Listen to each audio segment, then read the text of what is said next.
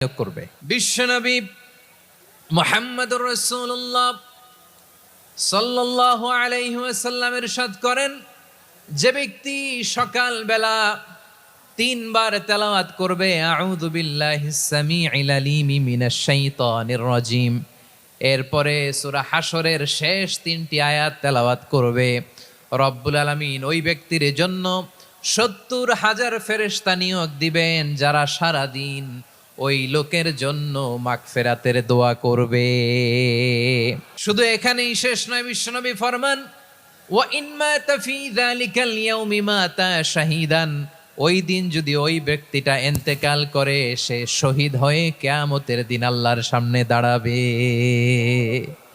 সকালবেলা যদি পড়েন 3 বার আউযু বিল্লাহিস সামিউল আলিম মিনাশ শাইতানির রাজিম 3 বার পড়ে